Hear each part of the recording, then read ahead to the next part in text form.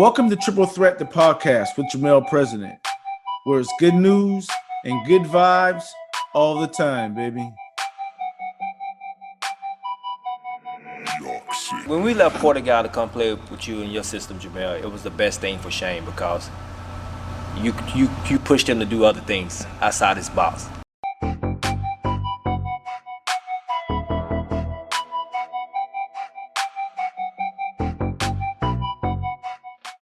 You can follow us on Facebook and Instagram at Jamal President and on Twitter at President Jermel. Make sure to subscribe to this podcast as I'll be bringing you a new interview every month. Hey, what's up, guys? Coming up next, we got Jamal Brown. Coach Brown is a local player, local high school player that played at North Charleston High School, had a great career there, and then went on to coach at South Carolina State as an assistant, ended up being the head coach and getting the head coaching job there as well. We had a great conversation just about the hard work and things that it takes to get to the next level, and always being ready, always putting your best foot forward because you never know who's watching you. Currently, he's at Norfolk State, and they just had a great run. Actually played in the NCAA tournament this year. Had a great run in their regular season. So great interview with him talking about that local hero, that local talent, and taking it elsewhere and is representing the Charleston area to the best of his ability. Let's get into the interview, hear more about it.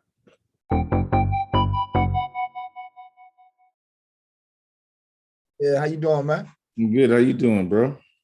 Doing well, man. Doing really well. I'm glad we was able to finally get together. Yes, sir. They say you still look the same, man. I ain't seen you in years. I appreciate that. Well, I don't always feel the same. That's all good. It's all good. It's all good. In a minute. But yeah, man, I ain't gonna take up too much of your time. I know you're busy. I appreciate you coming on. We tried to use this podcast to give families and potential student athletes just the information they need to proceed. You know what I mean? And it's good to get it from former student athletes turned coach, business people. Always got a good wealth of knowledge to give the families in the community. So I appreciate you coming on, big guy. No problem at all, man. I appreciate you having me, to be honest. Yes, sir. Yes, sir. So we get started, man. What we like to do with our guests is like maybe have them take us back to where it all started. You know what I mean? I can kind of relate, being that you're from North Charleston, I could kind of call out these terminologies in the parks, and other guests I can't really do that because I don't know where they're from. So let's take it back to Park and Rec, North Charleston Rec. Take us back to those days and when where it first started, man. Yeah, man. Well, I started playing growing up, like you said, in the rec center, man. Played at Danny Jones down Liberty Hill, and learning early on how to be tough and how to play hard, and playing against the older guys and getting beat up pretty often when I'm a young skinny dude. Right. And trying to figure my way, man. And from North Charleston, from Danny Jones, I ended up going to North Charleston High School and playing 3 years there. I didn't play as a freshman. Why? I still don't know. I just didn't play ball.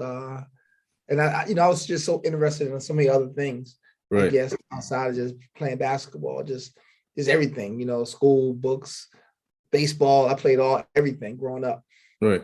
So, going to North Charleston and playing there, man. And it's a funny thing that in my whole time in North Charleston, man, one of the biggest things in my life, man, I never beat Burke. And in my 3 years of playing, man, that That's what's up.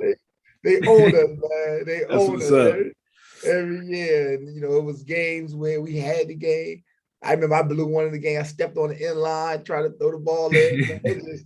Just wild memories of those rivalries and playing and just trying to get through. But just growing up in Liberty Park and where I'm from and playing on Liberty Hill and Danny Jones coming downtown to play in the park. you just learn how to play hard and play tough and get through those moments, man, because it's not always easy. Right. So, and I guess we'll talk about the support system. Was it your father or was it a community leader? Like who was there to kind of help, mold those intentions per se? Because, we as kids, we want to go out in the park and play, but at some point we kind of latch into a certain interest or a certain influence. Yeah. Was there somebody like in your life to help you, proceed with your interests? Yeah, well, I'm originally from Philadelphia. I was born in Philly.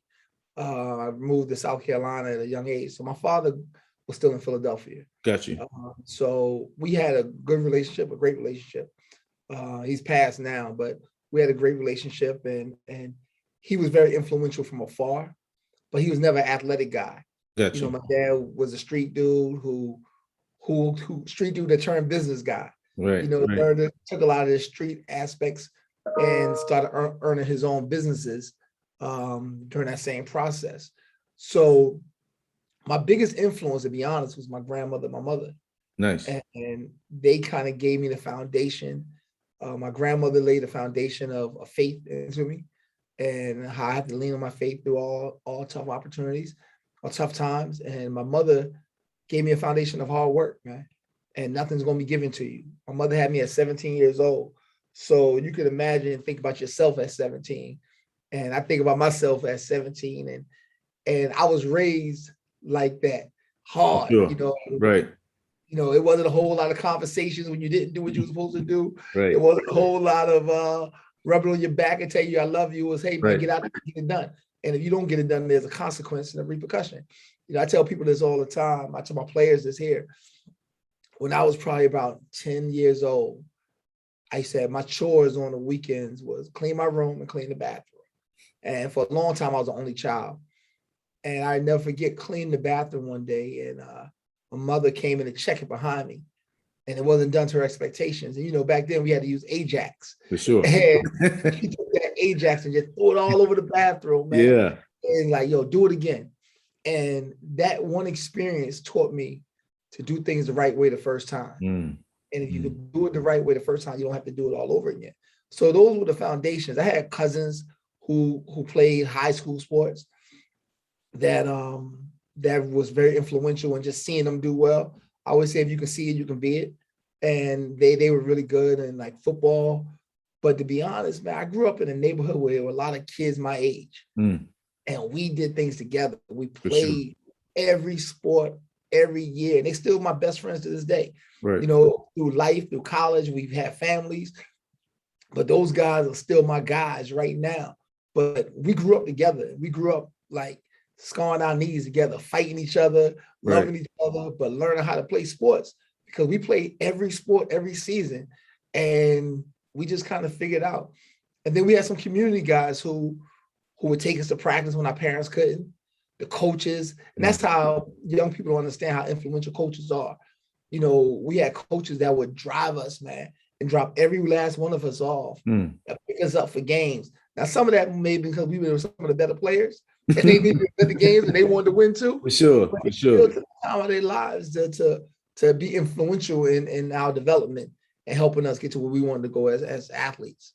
Right. And I want to second you about, fathers are very important.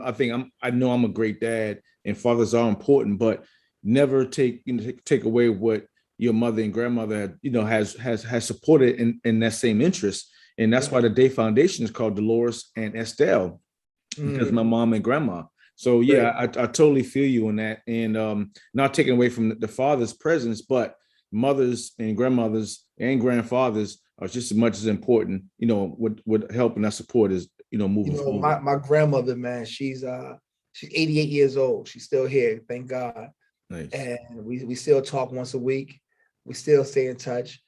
My grandmother and my mother have been my biggest supporters through my life. And I'm with you. I have 3 children. I have 2 boys and a girl.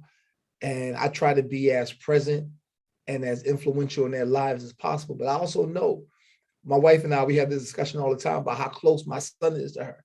For sure. And how their connection. I always heard that a mother gives a child their confidence. Exactly. And I can believe that because my mother gave me my confidence in life. Right. And it helped me, grow up to be the man I think that I am today. That's awesome. JB, moving into the rec era. You say you didn't play as a freshman. When you played in high school, like when did it hit to where you like, hey, look, I want to do this thing at the next level? You know what I'm saying? Yeah. What were some things that caused that triggered those thoughts? Man, like maybe my junior year of high school, I started getting that itch. I always knew I wanted to go to college. Right. I always wanted different. I didn't know how I was going to get there.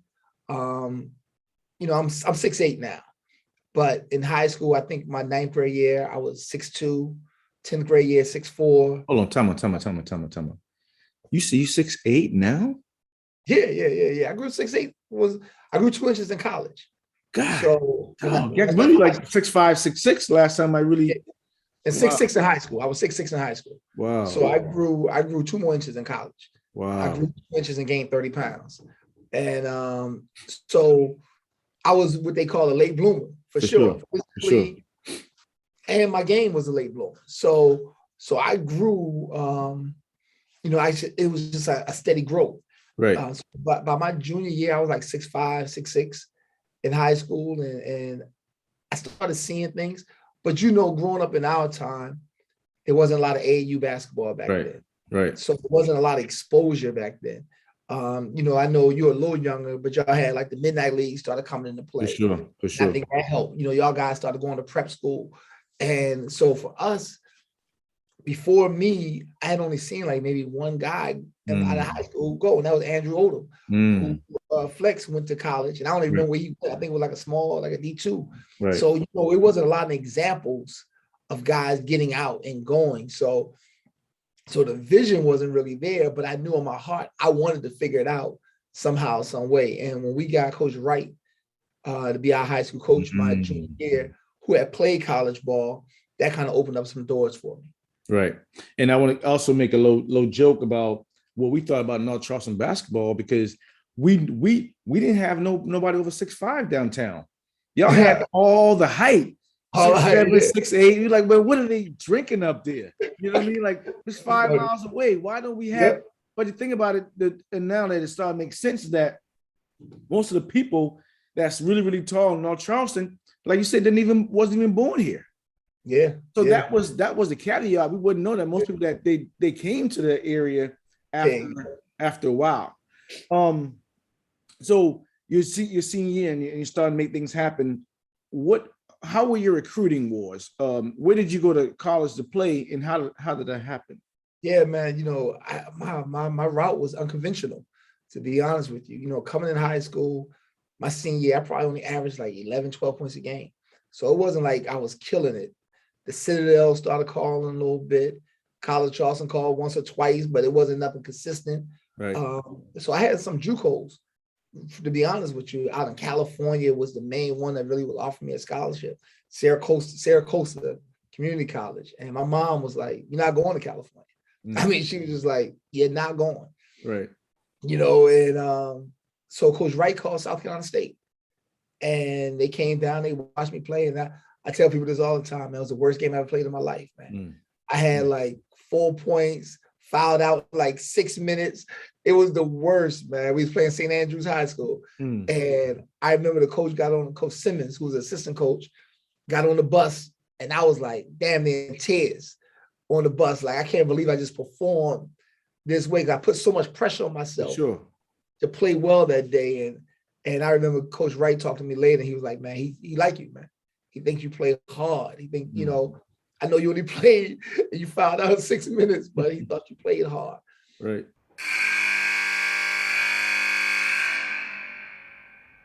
In this time, our message, we got Coach Earl B. Then I believed that I had a chance to go to college somewhere. Wow. And I was fortunate that the coach from Savannah State spoke at our athletic banquet. And he told me that he would give me the opportunity to walk on. And I made it simply because I was an athlete. Right.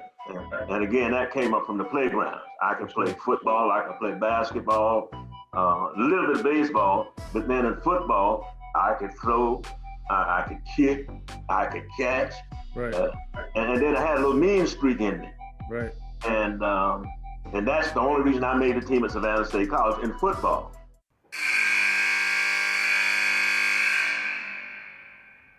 Now let's get back to the interview. So they didn't offer me a scholarship. They offered me a preferred walk-on position. And they said, yo, man, if you want to come to school here, you know, you can walk on and you'll be on the team. And so I went. And in my first year, I earned a full scholarship. Wow. I mean, when I got there, they were like, you're going to be on scholarship. Right. So I go from being a preferred walk-on to starting some games and being a full-time starter by my junior and senior year. So yeah, my route was definitely unconventional in how I got to where I supposed to be in college.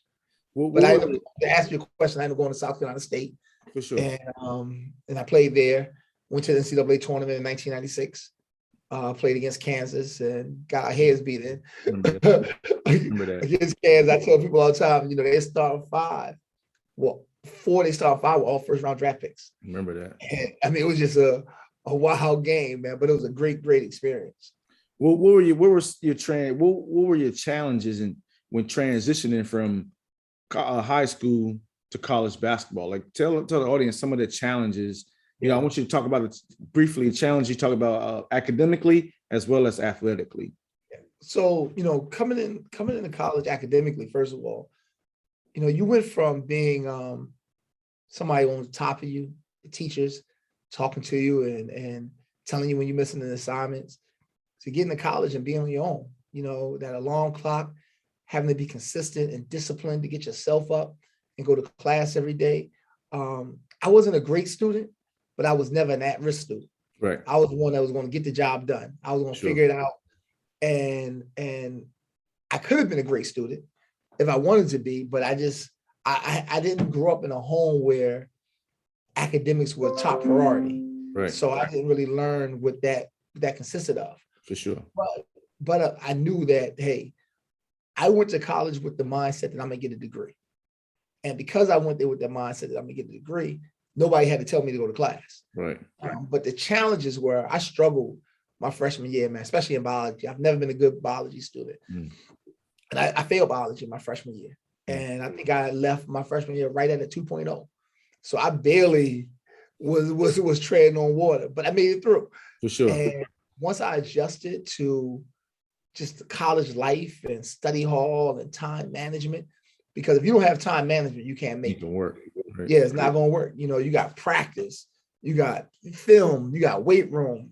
I mean, you got your family life, your friends' life, social life. You just got everything coming on you at one time, and you're sitting there like, you know, like any young person, I want to have fun before I want to have to work. Exactly. So sometimes you prioritize your fun over your work, and it caught up with you at the end. And but the adjustment of I had my roommate actually failed out after 1 year, man. And I used to sit there and watch him like not do no work, and I'd be like, man. He was like an engineer major. I was a business major. And I'm like, yo, man, you ain't got no homework tonight? I got homework. Right. And, you know, so it allowed me to adjust in the classroom. Now on the court, guys were bigger, faster, stronger. And, you know, but what I always knew that if I work hard, I'll eventually, you know, break through. Sure. And I remember as we were in conditioning, and I'm running, man. I'm trying to beat everybody in running. I'm running around this track. And one of the older guys said, man, all that running don't matter. It matters what you do on the court. Well, you better get on that court and do something. And I'm thinking I'm impressing the coaches by how hard I'm running on the court. But eventually, that me being in the best shape of my life allowed me to be able to be successful on the court, because now I can go longer than you. So, you know, I always say, man, if you work hard, and you have faith and you believe, eventually good things are going to happen to you. You just got to stay consistent with it. And that's the key, consistency and work. I totally agree. So let's say, you know, you're going through college, and of course, everybody wants to play at the next level, the NBA, overseas, what have you. Take us back to your senior year in college, and you're thinking about playing the next level. You think about the afterlife. Frame that for us on that mind state at that time, your senior year in college and about to finish. Yeah, man. The best thing, and you'll know his name. The best thing that happened to me going into my senior year was Kurt Collier. Oh man, listen, that's as a whole, right. He was the best thing that ever happened to me, man. And I never forget, Kurt was in position to get the job at South Carolina State as an assistant coach. And he had a meeting with Coach Sy, and Kurt told me this meeting, and he was my head coach. And his words were, man, don't worry about JB. He gonna play defense, and he gonna rebound. That's all he gonna do. You ain't gotta worry about his offense. And I think to this day, Kurt took that as a challenge. And we put time in the gym. He came and got me, man, so I'm gonna make you a player. And every day that he wanted me in there, I showed up, regardless of what he said, regardless of how he said it. His mom, Miss Carly, was sitting there and watched the workouts all day. And Kurt took my game from one level to a whole nother level. He always tells me, man, like I said, Kurt, he has the ability to breathe life into you. Yes. And he would always say, like, man, if I had you for 4 years, you'll be in the NBA. Because I had the work ethic. Right. I had the work ethic. And I had the intelligence to pick up on the things that he wanted you to pick up on and to try those things in game situations. So when I came back, man, now I'm the dude that's a little bigger, a little faster, a little stronger. And I had the experience in knowing what the system entails. So my senior year, man, it was a great opportunity and great situation. We finished 22-8 in the league. 22-8 overall. We went to the NCAA tournament.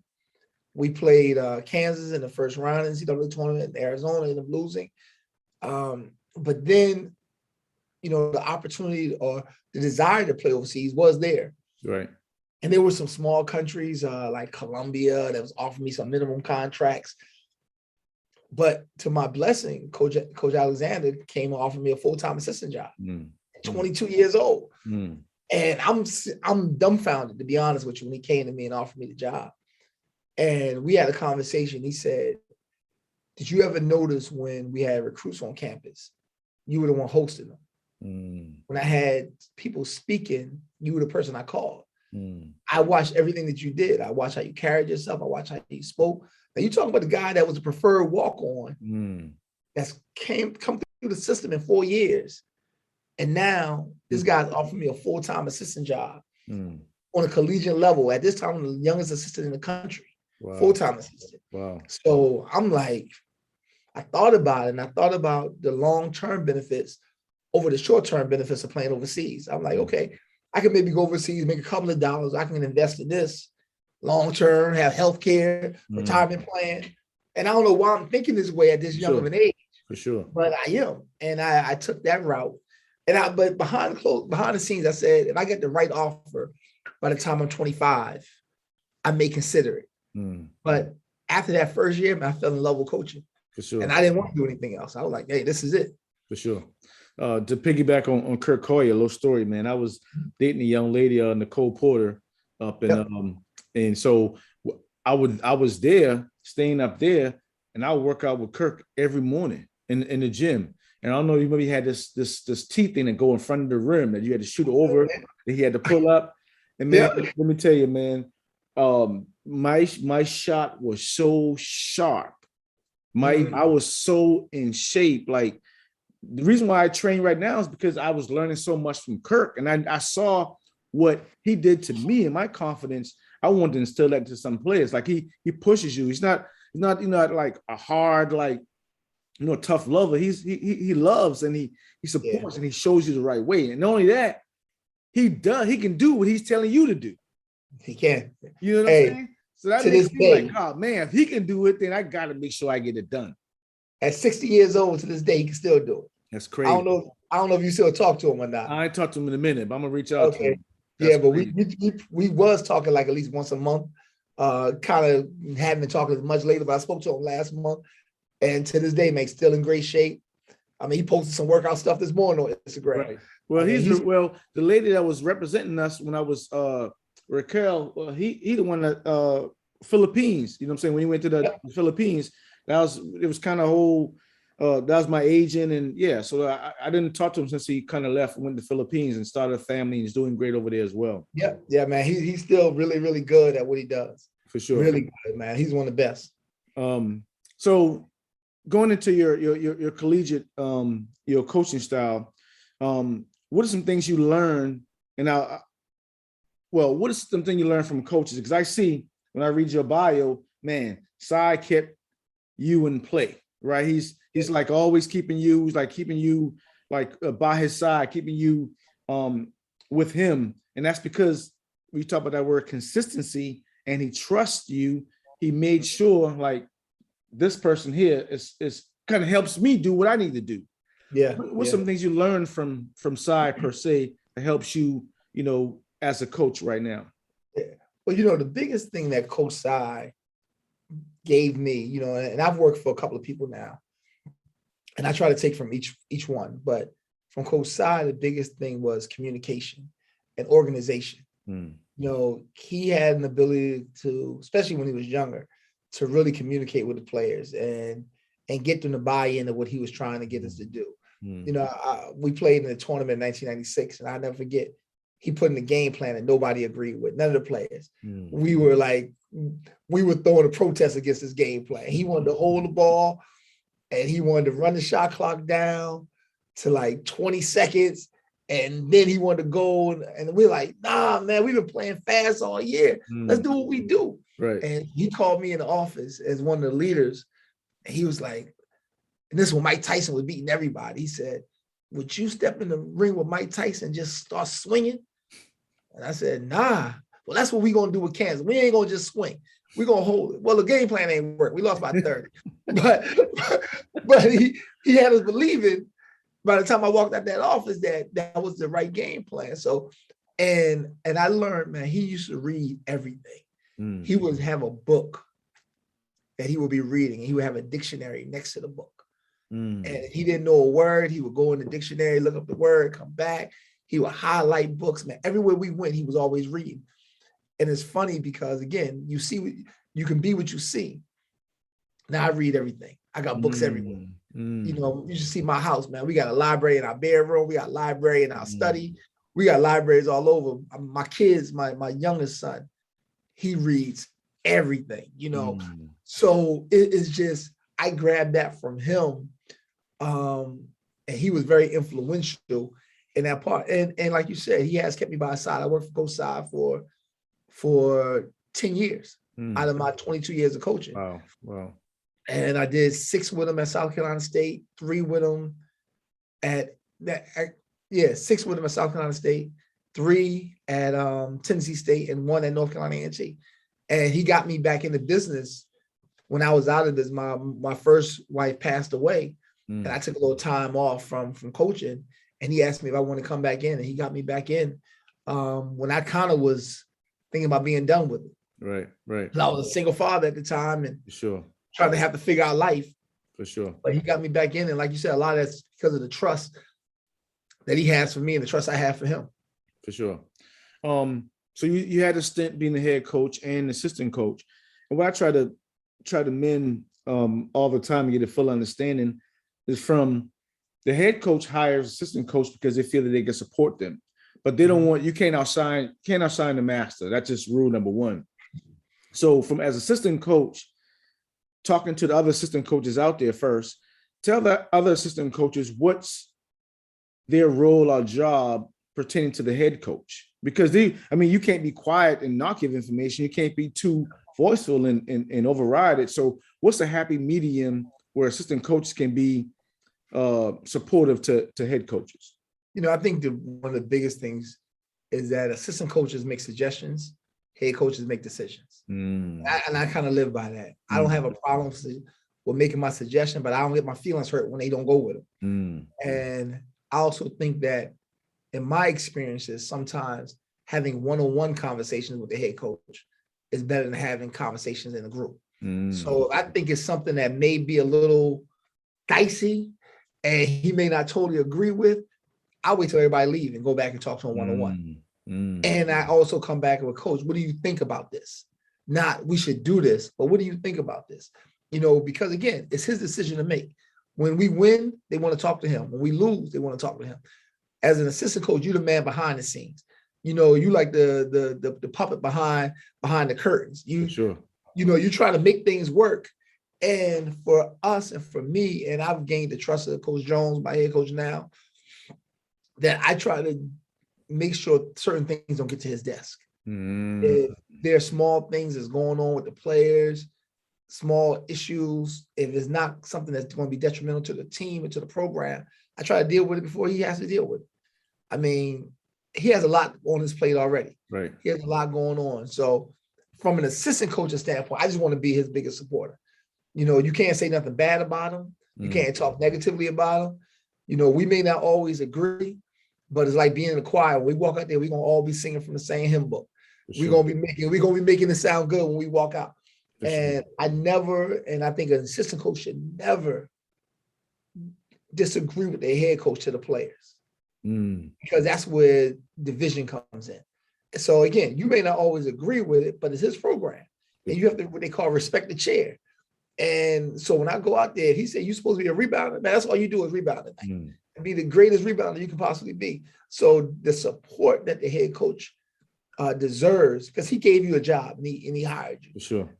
Is vitally important. And you can't undermine that. Now, from a head coach's perspective, again, like I said, being a head coach for a short period of time, you know, you want people to support you. I think the worst mistake that you can make, and I made this mistake as a head coach, is you try to hire people that are you. You remember who you were as an assistant. And the first thing you do is you looking for you. Well, when I was an assistant, I would do this. When I was an assistant, I would do that. No, what you have to do, coaching is leading. And you have to teach people what you want. And when I was a young head coach, I didn't understand that. You know, you have to direct them and give them what you expect them to be. And I think if you can do that, you can eventually develop a strong staff of getting what you need, but telling them what you need. And that's where the communication comes in at.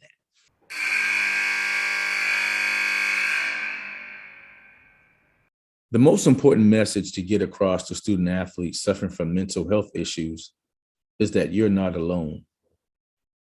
Many student athletes deal with depression, anxiety, eating disorders, and other mental health struggles. If this is the case, speak to someone like a counselor, a parent, a trusted adult, or your fellow teammate. Adults who are supporting a student athlete should be aware of the signs. A student athlete who is experiencing mental health difficulties might have constant fatigue, loss of appetite, mood swings, apathy, or even declining grades and or social isolation. A student athlete's mental health can be severely affected by an injury. An athlete's entire life becomes about their sport. And when they lose the ability to play, it can take a huge toll mentally. As we continue to reduce the stigma around mental health, hopefully more middle and high school level student athletes will feel confident discussing their health, whether it be mental or physical. The Triple Threat podcast will be adding a psychology aspect in season 2. We will be doing our part to help destigmatize mental health when it comes to student athletes. So subscribe on your favorite podcast listening platform so you never miss an episode.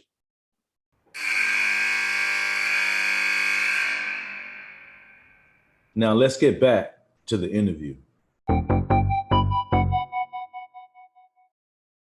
And when you said that, I think back to my days dealing with Coach Kress.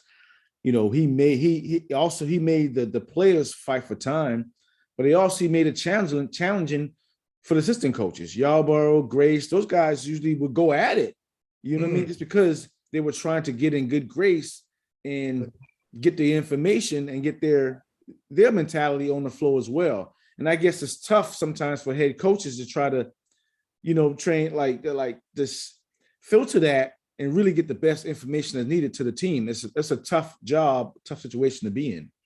Yeah, definitely. I mean, you know, from disagreements in recruiting, Sometimes assistant coaches don't agree on who we should bring in.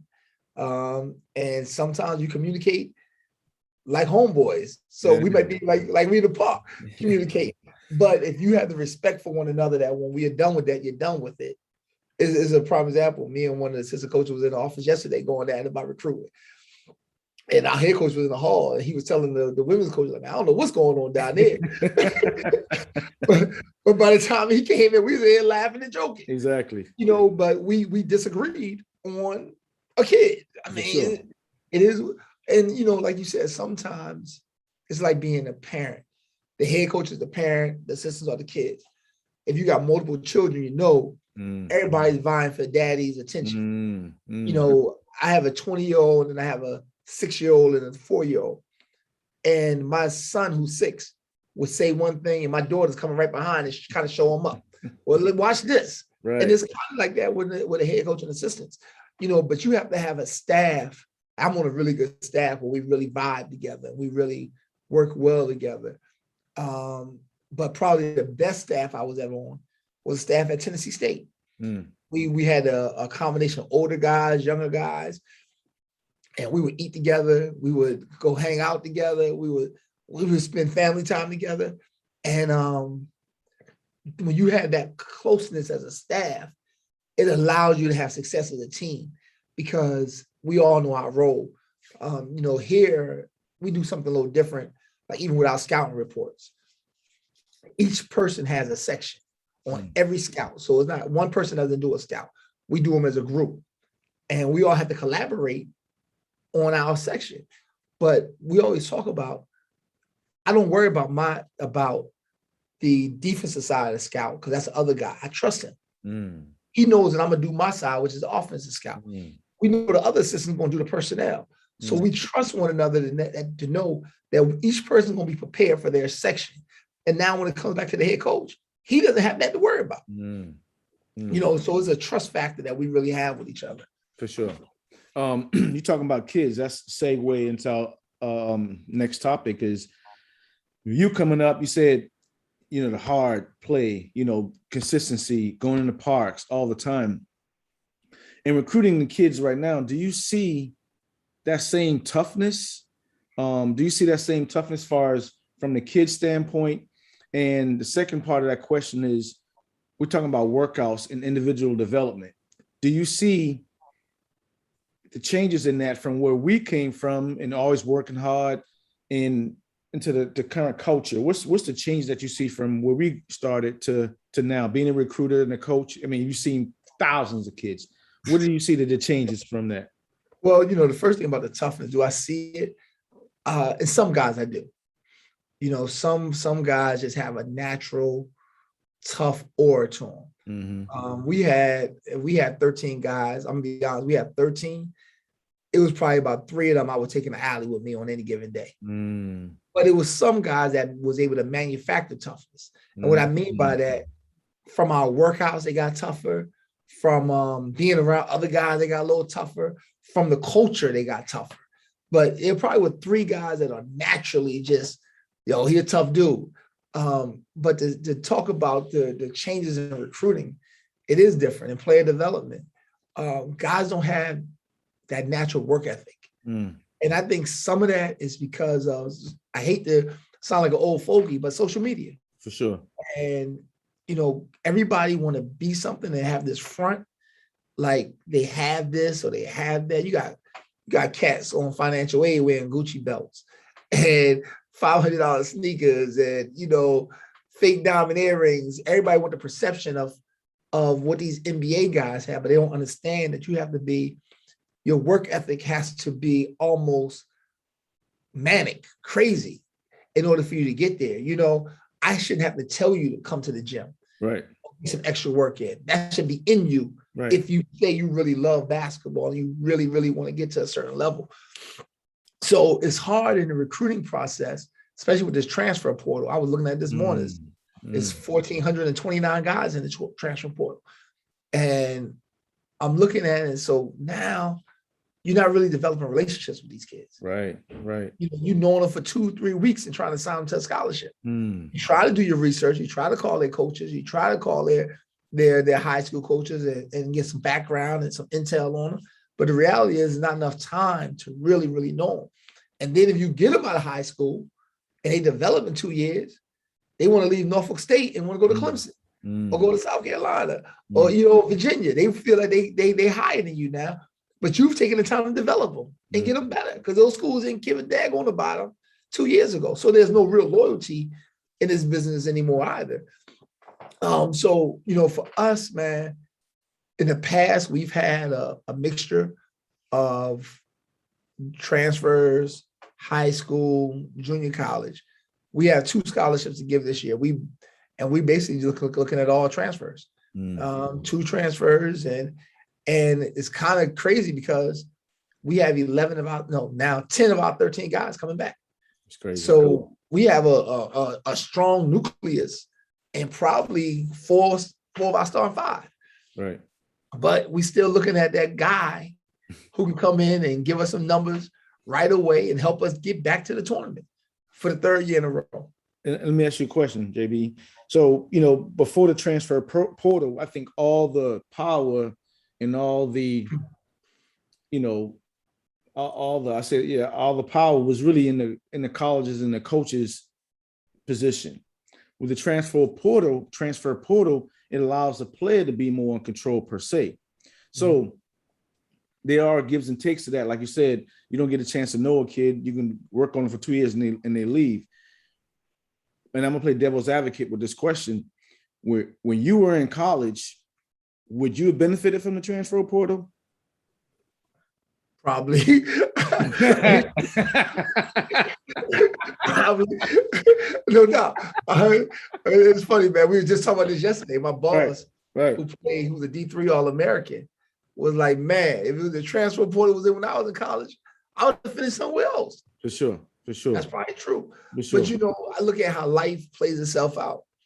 By me taking the route I took, I'm allowed to be a college basketball coach now. If I would have left South Carolina State and went to South Carolina with, Eddie Fogler, who was a coach at that time, giving me the same opportunities. Maybe not, but you never know. So, I just believe that our destiny is our destiny, and it was predetermined in a lot of ways. But to answer your question, yeah, but I was talking to an NBA scout last week, and he said where the transfer portal was hurting guys is that when they look at him, because he was meeting with some of our guys at the Portsmouth Invitational, and he was saying that it just shows an inconsistency that you can't stay at one place, especially when guys are transferring multiple times. And they're saying like, well, if he's running from every situation there, when we paying him X amount of dollars, is he going to run when things get bad, or is he not going to show up when things get bad? So it's like you said, it's a give and take to it, but it has benefited some guys. But if you look at it last year, it was a meme that came out that said, like, I think it may have been like 49 guys transferred from mid-major to high majors. And like 25 of those 49 were all conference. Once they transferred, only 1 became all conference. Like, do you want to average? I'll give you an example. I had a kid a couple of years ago. He plays for me, does well, all conference player, transfers to ACC school, goes from averaging 16, 17 to averaging 4. Was projected to go overseas, never went overseas. Now he's a college coach. But he wanted to play professionally. Right. But his numbers dipped so far. They were like, nah, man, you ain't dancing. So you could have stayed where you were and did what you did. Players need to adhere to that. Yeah, it's a catch-22. You might be living it up in those 2 years, being at a different school that's, got higher budget, better budget. Yeah. But are you going to be able to perform at that level? Because there's more talented players than the level you go up. Yeah. I know the Braddock boys. Yeah. When I recruited Dustin Braddock at South Carolina State when he transferred from Clemson, and that same year we got his brother Dakin. And the year he was sitting out, we got Dakin. And I remember talking to his dad, to Mr. Braddock, and Mr. Braddock said, I'm going to let my son come here, because Dakin was a top 100 kid, 35th best big man in the country. I didn't know that. Yeah, man. Dakin was cold, man. And he said, I'm gonna let Dakin come here because I saw what happened to Dustin. And every year they were bringing in somebody different to come in here and challenge him for his position. So we were blessed to receive Dakin. You know, Dakin didn't work out for other reasons. For sure. But from a talent standpoint, Dakin had the chance to be rich right now. You know, but that's why he was able to come to South Carolina State, because of how Dustin was treated at Clemson. That's another segue into my next topic, Coach. We're talking about, again, we growing up, man, on the parks. It's always tough. Coach said, hey, deal with that. Don't worry about it. Work it out. And we find in the way internally through our intrinsic, you know, motivations to make those things happen. What do you think? What do you think about mental health in athletes? Is because it's a hot topic now with athletes coming out saying that, you know, they got issues dealing with it.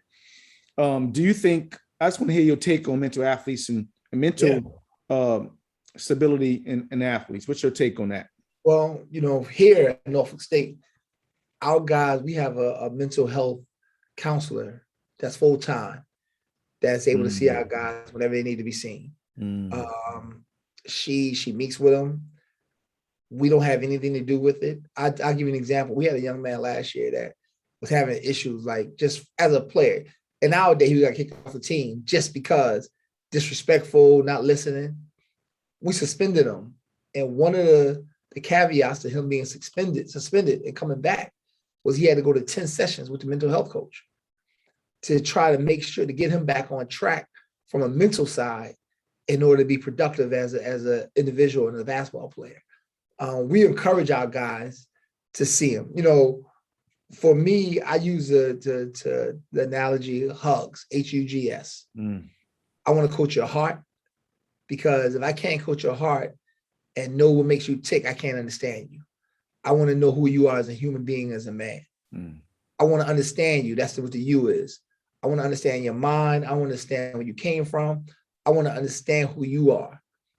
I want to teach you gratitude, you know, because I think most athletes have an entitled approach to life, an entitled approach to college, because they've been treated well and treated as such their whole lives. Right.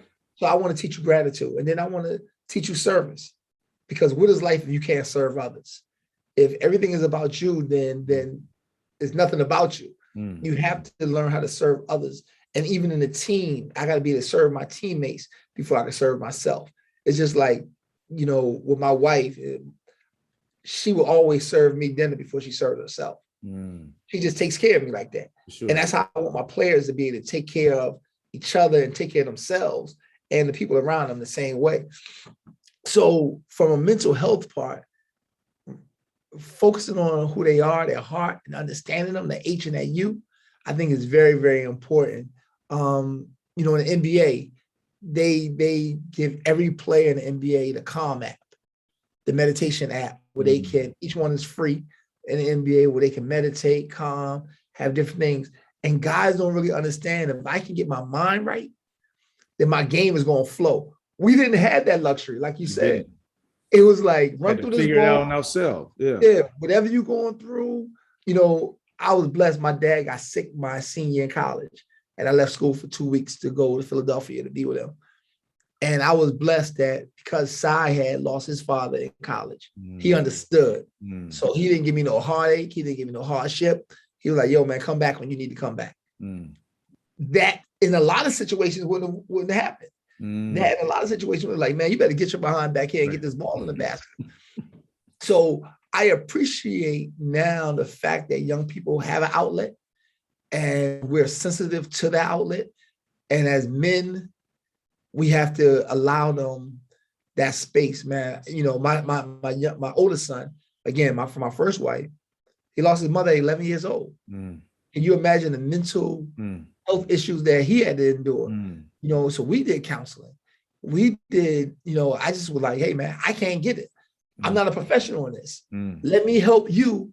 And some days he didn't want to talk to people. Right. But sometimes you just got to sit in the room and listen. Sure. And you just gotta be still. And now he's totally good. You know, I'm sure he still has his moments, but he's good now, you know, but it took someone else coming in and helping. So I think that if hopefully more colleges have the outlet that we have, and they have that mental health person on staff that can give them the guidance that they need. But my not no buts. My other question is, what do you think are the triggers? Because besides something happening like death in the family or injury or disease, some situations like that, a perfectly healthy kid with no environmental problems still can have those issues from social media. Do you think social media plays a big role? We talk about perception. You know, if we got to put fake earrings, and some guys get their earrings on with an eraser back there, bro. Like, that's not a real diamond. You got an eraser back there holding it. Right? Yeah. And I saw a guy at the at Harris Teeter. He's bagging groceries. He's got 2 diamonds in his ears. I'm like, bro, people walk through here. No, these not real diamonds. You right here bagging groceries. Yeah. And then not only that, how you expect your manager or somebody to give you another job and they think you already got it? Yeah. So how do you think social media is influencing to some people with this mental health issues? Yeah, man. I think social media is big. I'm not a big advocate of social media. I don't do a whole lot. I kind of probably view more than I do any posting, anything. Right. But these guys they're living the entertainment life on social media. I watched our guys. We have one guy that came here, man. He was on the choir. He was a church boy, man. Now he got the braids, pants hanging. I'm looking at his pictures like, come on, man, this ain't you. This ain't, trying to be the tough guy on the court. And I think that some of the triggers, maybe not playing, not getting the playing time that they came in expecting, because most of these guys, and you can attest to this from your own college experience, were the stars on their high school team. Right. They came in like, I'm gonna come in and be the star on my college team. And now you got to set into a new role. You got to earn it all over again. So when they can't earn it right away, now they're looking at their friends, and their friends are looking at them like, why he ain't playing? Why he ain't? Well, why you ain't playing? What you doing? Again, most of the time when you play a game, you call home, first question is always asked, how many points did you score? They don't say, did you win? Right. The first question is, how many points did you score? So that really hurts, man. Family hurts, and the expectations of family hurts. But the social media, the Instagram, the Twitter, guys having initial and immediate access to other people's lives and seeing how they live. And the first thing they say is, I want to live like that too. And they don't understand the work that comes behind that. I remember, man, remember Inside Stuff used to come on. Remember that, yeah. And I remember watching Stephon Marbury one time working out. And this is before you had access to all the people working out behind the scene. And he was sweating. He said, this is the work that nobody sees. All they see are the cars and the diamonds and the jewelry. This is the real work.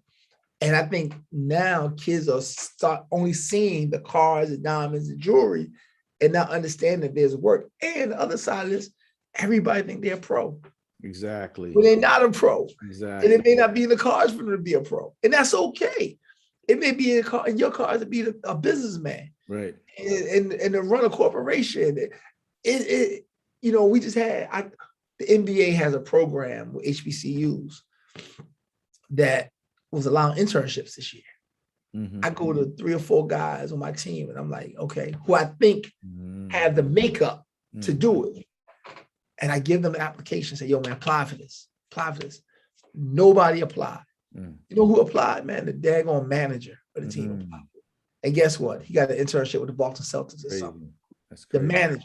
So now he's on a track to meet and to interact with some people that you don't want to take the time to fill out the application and do, that would have put you in a different perspective of life than you're in right now. But again, everybody think they're going to be a pro, man. Right. And if I did a poll on my team, I did this a couple of years ago. I had a kid come sit in my office. I said, you want to be a pro? He said, yeah. I said, how much money do you think is going to take for you to be comfortable? He said, about 100,000. I said, yo, man, you're averaging 3 points a game. You're averaging 3 a game. Nobody's paying you 100,000. Right. You know, I get a job. Right. But in his mind, he think that making 6 figures overseas was automatic. And that ain't close to me in automatic. And there ain't no money. Yeah. Yeah. JB, we talked about, again, you say your role to obtain the scholarship was kind of different. What's your take to the guys that's listening here might be in your situation they're seeing in high school that, don't have the numbers, don't have the recruiting, but have that interest? What's your word to them of, keeping their interest and keeping them going, getting to the next level? Well, I think the biggest thing is having a relationship with your high school coach where that he can pick up the phone call, because most high school coaches have relationships with some college coaches. For sure. And he can say, hey, I got John Doe, who I think can make your team. Would you give him a shot? And if they're going to honestly give you a shot, you got to be ready when your number's called. And every coach, every school is not going to give you a shot. Right. You can't tell your coach, I want to go to North Carolina, and think that they're going to have a spot for you. Right. You got to find a school that may be a little smaller, where you have to earn your way, and you go in there and you work exceptionally hard, but you also got to be good enough. Right. And you got to be able to be a realist to yourself if you're not good enough, and say, okay, maybe I'm not, but if I am, I'm going to go ahead and get it. I always tell guys, genetics matter. For sure. Size matters. Size, speed, strength, those things matter. So if you're a little taller, it may give you a little route. But if you're hungry, like if you're really, really hungry, you just can't sit. You can't take no for an answer. And you got to really figure out a way. So one way may be I go and things don't work out. I say, Coach, should I be a manager? Maybe for a year, you might have to be a manager. You may have to humble yourself and wash jerseys and wash shorts for a year to be around and see. And then next year, try again. And now you've established a relationship with the assistant coaches. You've gotten close to those assistant coaches. If you spend the time and you're really working hard, that they'll take you seriously and say, hey, man, I want to try one more time. And you'll give me a real look. So you have to, like I always tell people, you got to be smarter than the man in front of you. So you got to really think it through and figure out a way to get around that no. He made a name for himself as a star for the College of Charleston basketball teams in the mid to late 90s. And now, Jermel president is doing what he can to make sure that the Charleston area kids have a chance to succeed on the court and in life. So I want to, give some of that back to the community as well. After college and after playing professionally, I started the DAE Foundation just to be that wealth of knowledge to the kids in the community and parents as well. College of Charleston Hall of Famer Jermel president said he saw a need for this while he was in school. So he founded the nonprofit DAE Foundation. And its philosophy for success is based on what he calls his oatmeal recipe. Let's go and finish together. Basically teaches the game of basketball, focusing on skills development, nutrition, and education. Not only SAT, ACT type stuff, but education for parents in how to navigate through the different levels of athletics. In closing, JB, we got something called the oatmeal recipe, which is these three ingredients and go, with sports, careers, what have you. So I want to get your take on each one of these and how do you apply it to your everyday life. Okay. Let's talk about skill development, because skill development, on the court can be, shooting, dribbling. Skill development and career work can be listening skills, right? What are just a skill development that you like, and how do you apply it to your everyday life? Yeah, well, one of the biggest skill developments is learning. And that it goes back to what I told you about the reading. Right. About reading everything and trying to learn every day. I try to learn something new on a consistent basis. Rather that's a new play, whether that's a new philosophy, a new saying, I try to learn something new. And I think that comes back, that learning skill development falls into listening. I listen to people. And so someone come over and I try to hear what you're saying to me. And I really try to listen in closely to try to develop myself and understand, I don't have all the answers. You can be 19, 20 years old and know more about certain things than I do. So that's a big, big part of the skill developed for myself on a consistent basis. All right. The second one is education. It's kind of a little redundant, but it's just as important as skill development, because without the education, you don't have the skill. Without the skill, you don't have the education. How do you use education? Because you say as a freshman, you were thinking about all kind of other stuff, sports. Yeah. I mean, not sports, just reading and education. How is that important to you? How do you apply it? Yeah, man. You know, education is vitally important. You know, I think not just education, but a good education. And you can develop your own good education. I always say, man, you know, Malcolm X got a great education in jail. You know, he educated himself in jail, if you know about Malcolm X. Yes. So it's not where you are, it's what you take when you're there and what you do while you're there. So you can educate yourself by, again, opening books, reading, man. Reading is so vitally important. There's a saying in the African-American community that if they don't want you to know something, they'll put it in a book. Well, that comes from slavery. When you're in slavery, the slave masters hid money and they hid notes and maps in the Bibles because they knew that the slaves couldn't read them. So I always take that and say, hey, I'm not gonna let nobody word with me and outread me. And you know, things are so easy now. You go on YouTube, right? You know, audio books. You can do a whole lot of different things to educate yourself. But a quality education can take you where a lot of things can't. You know, I'm proud of my wife, man. She went to Harvard, and when you say that, people are like, "Whoa!" Like I just did. Right. Yeah, and she'll tell you in a minute, "I'm not that smart. I just work hard. I just work hard." You know, she said, "You know, I just really believe in my work ethic." And I always ask her, "Can you do this?" She said, "No, but give me 10 minutes and I'll figure out how to." You know, it's just the importance of really putting time into what you want to do from an educational standpoint.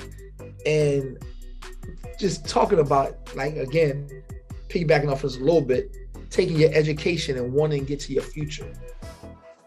The most successful, a lot of successful people, I'm not gonna say the most, know what they want to do at an early age. You're right. And they set the tone and they keep going. They don't wait till their junior, senior years in college and they're like, whew, now I think I want to do this. So, you know, I know people who went to school and said, man, you know, I want to be a doctor. And they were saying that in high school. Right. And they went on that path to be a doctor and nothing got in their way and nothing stopped them. So they took their education and they kept on progressing year in and year out until they became a doctor. So, you know, because life there's structure to it. You know, most lives are A, B, C, D. Most people can't go A, B, D, F, Q, R, S. You know, there's a level of structure to how I want to get to where I want to go. And I think too often, from an educational standpoint, our people come to college and they don't come with the idea of getting a degree. They come with the idea of playing sports. Right. Gotta have a desire to get a degree, because I can be on you all I want. I can talk to you all day long till I'm blue in the face. If you don't have a desire to get a degree, you're only gonna be a minimum guy. Totally agree. Last one is nutrition. You know, and what I hate most, man, is to go to these tournaments, AAU tournaments or whatever, travel, whatever you want to call it, and guys are eating Skittles and McDonald's and drinking sodas, right? And I think from an organizational standpoint, who run these organizations and coaches need to be educating these kids on the right way of nutrition, how to put things in their body that can make their body perform for them. What's your take on that? Yeah, man, you know, it's almost like different grades of gas in a car. You're driving a very expensive gas. You can't put regular. No, 87. A very expensive car. You can't put regular 87 in your car. Right. You can't put 89. You got to put 93 in there. 93. And in order for it to run at an efficient level, and it's like an athlete. If you want to be the best, you can't be snacking and eating on BS. You got to be disciplined in how you eat and what you eat, man. We talk to our guys about the same exact thing, and they college students. You know, we just had what do we call the BAM testing, which was basic advanced movement, I think it's what it's called. And it's like they do all the vertical leaps and the shuttle runs for the NBA guys, and they just came down and did our team this past week. And we had one guy who's going into his 4th year of college, who tested on an elite high school level. Well, yeah, that's the same way I looked when I saw his results. And he played a lot for us last year. But some of that's because he never takes the weight room and his nutrition serious. He doesn't eat right. His body hasn't changed in 3 years. He doesn't commit to his body. You know, the best time of my career was, like I said, when Coach Collier got a hold of me. Yeah. But I also developed a routine that summer: weights, push-ups, breakfast, lunch, dinner, snacks. You know, and it allowed me to maintain the energy. It's funny, man. I went to the doctor about 5 months ago. I was like, I said, man, I'm tired. Can't get my energy right. I said, you know, I'm tired in the morning. I'm tired at night. Okay, how much I sleep? I'm just tired. Right. So she said, got my blood ran. Came back, said, you low in vitamin D deficiency. I said, okay. So she gave me some vitamin D pills. That ain't work. Said, I'm tired. So my birthday is February 23rd. February 1st, I said, I'm gonna cut out all sugar, all carbs out of my life. Within the first 2 weeks, I was totally different. Energy level was high. I was moving. I went back to the doctor and said, man, you sold me some crap. It wasn't the vitamin D. It was the sugar that I was putting in my body every day that was slowing me down. And people don't know that. You get that fast high, but you get a fast crash as well. Sure. So I stopped drinking sodas. I stopped eating fast food. My weight went down. I lost like 7 pounds in like 10 days. Wow. You know, but it was just the change of diet. You know, people don't value, especially young people, and I didn't either, fruits and vegetables. Exactly. You know, fruit, vegetables, and water. Exactly. Those things help you to be great. And like I try to implement that with my kids, you know, like, hey man. And when I pack their lunch, I always pack them a fruit, you know, a vegetable, and never send them to school with juice or we always send them with water. Right. You know, because you have to learn early to develop your taste buds and develop your habits. But your nutrition can take you from one level to another. My oldest, he's going to play at Norfolk State next year. And our goal this summer is to put 10 pounds on him of muscle and get him prepared for the Division I level, because he's been playing junior college for the last 2 years. Nice. So to get prepared for the Division I level, you got to be really come in here ready to work, because it's going to be a different level. And I always tell them, if you want to play, you just got to work harder and be more prepared than the guy that's in front of you. I'm going to give you the answers to the test. You just can't mess it up when you get there. Exactly. You know? So your nutrition is vitally important. And setting goals on what you want your nutrition to be. Do I want to gain 10? Do I want to lose 10? How do I gain 10? Like I said, information is so accessible now, because all you got to do is Google it. Right. You can Google how to gain weight, how to get an app with your diet. So it's really no excuse not to be great and to reach your goals. Right. Well, but before we close, I got a personal question to ask you. I got a son right now, trying to get him going. You say your son isn't playing the next level, starting to. That's a great feeling, right? It's always good to watch your son, you know, do the things that you want, not living through them, but adhering to some of the things and following through. What's your, talking to some of the dads that have sons out there, give us some rules or some things to look towards to do to help mend that relationship, to make it stronger, because it's tough. Tough. Yeah. It's tough because they want to do their own thing. You know what I'm saying? We got our own thing going on, but we don't want to overpour, but we want to still keep it a happy medium. What were some key things that you did that allowed this thing to happen in closing? You know, for me, with my son, we've had our ups and our downs, you know. Like you said, when they get to a certain age, they want to do it their way. But one of the things I was always able to do, because I've been a coach his whole life, I kept him in the gym, but I never pushed him in the gym. Like I never said you had to do it. I would always tell him, you don't want to play, you don't got to play. It ain't on me, it's on you. So it would get to a point where he would say, Dad, can we work out? And I never turned him down. I'm like, yo, just give me 5 minutes. Let me get this done. We'll be in the gym. We can go work out. So whenever he asked, I was there for him to give. But I've also given him his freedom and his opportunities to make his mistakes. And he's made a lot of them. And my wife sometimes tell me I shouldn't allow him to make these mistakes. I'll give you an example. He was at a junior college as a freshman, averaged like 14 points a game as a freshman. Was going to probably do pretty well. Decided he wanted to transfer to another junior college. I didn't agree with it, but I said, if this is what you want to do, go ahead and do it. You need to learn how to stay and deal with things. He went to the next junior college and barely played. And he wanted to quit during the season. I said, you can't quit. Right. You gotta tough it out. You made this choice. You got to live with it. Right. So I've allowed him to make his own mistakes. But I've also tried to be there to support him and to love him.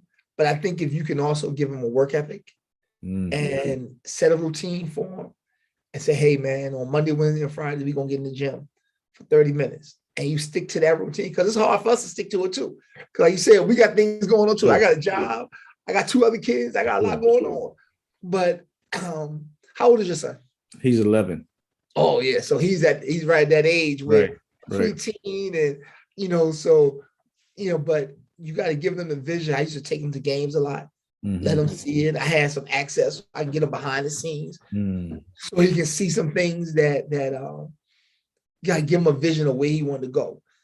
Now where I think I may have gone wrong. No, I'm not going to say go wrong, but basketball became his all in all. Like that's all he wanted at one point. So he wasn't concentrating like I wanted him to concentrate in the classroom. Because it was always basketball. And I kept saying, hey, son, there's more to life than just basketball. But I appreciate his singular focus at one point and his desire to get better, because he's really gotten better over the years. And I'm really looking forward to coaching him for the next, he actually has 3 years of eligibility. That's awesome. So I'm actually looking forward to coaching him and continue to develop our relationship, being around each other for the next 3 years consistently as a man, because I get him till he's 21 years old, 22 years old, and kind of see where he goes. But awesome. It's hard, man. It's hard being a father, man. It's hard being a parent. Awesome. It's really. I have 2 coaches with me who have sons, and they do a great job too. One of the sons is 8 years old, and I think the head coach, his son is 14. I think he's about to be 14. So I can watch them as well. And they always come to me because they be like, hey man, you live this already. They doing the AAU and they doing all these different things. But I just try to have fun with it. I think one of the best movies I've seen is King Richard. And I don't know if you've seen that or not. I haven't yet. It's a great movie, man. But, he always talks about to his kids, to Serena and Venus, was have fun. Have fun with this, And I think kids should still have fun. And but they also got to develop a competitive nature. I like you don't like losing. For sure. I don't care how old you are. You can throw a tantrum if you want. We just got to deal with it the right way, because I don't want you to ever get comfortable with losing. Exactly. Yeah. So JB, man, I appreciate you, bro. And I'm gonna let you know, man, just from a city standpoint, I hear all the time, but we're proud of you. We know about you, and then through this podcast and pushing out our platform, I'll make sure to let people know, where you're from, and the podcast let them know your whole journey, because coming from this area, we don't get a whole lot of successes that people know about. You know what I mean? Yeah. So yeah, man, we appreciate you for doing what you do and representing the area like how you do. I appreciate it, man. There's some players there that I don't know about. Don't hesitate to hit me up, man. I get them from wherever, man. For sure. I got you. All right. Thank you, though, man. You're doing man. For the city, man. I appreciate you. Yes, sir. All right, anything? All right, bro. Yes, sir. If I need anything, I got you. Same here too, big guy. All right, man. Thank you, man. All right, peace. So there it goes, guys. Another one in the books. We want to thank Coach Brown for coming out and giving us his wealth of knowledge on how student athletes need to adhere to things to get them to the next level. If you heard the interview, he talked about him not having no direction, and just him being in place and being in position, building those great relationships. Coaches made calls for him, and he took advantage of all the situations that was in front of him. So appreciate Jamal for doing great work on the collegiate level nationally and representing the Charleston area. Don't forget to subscribe to the Triple Threat Podcast on your favorite listening platform. We are live on Apple, Google, Spotify, or anywhere else you listen to your podcast. That's Triple Threat spelled 3 R-I-P-L-E 3 H-R-E-A-T. Triple Threat Podcast. We'll be right back. What Jermel is doing with the DAE Foundation and the approach he's taking to help develop young athletes, first of all, getting them prepared from the academic standpoint, which, as you know as well as I do, Bobby, that's the most important element, to try to get them to eat healthy, to be able to train properly, to get the proper education, and then hopefully for those who are talented enough to have a chance to move on to perhaps even get a free education by going off to college. But I love what Jermel is doing. It's a wonderful program. Hopefully more people in the community will get behind it, and some of the businesses involved as well to help sponsor this program, because these are the kind of things that every community needs, looking out for the best interest of the youth. The future of this country is in our youth, and everything that we can do to help prepare them better for that is absolutely wonderful. And I can't express adequately enough my admiration and respect for what Jermel is doing, and hopefully he'll get a lot of help from a lot of people. You can follow us on Facebook and Instagram at Jamal President, and on Twitter at President Jermel. Make sure to subscribe to this podcast, as I'll be bringing you a new interview every month.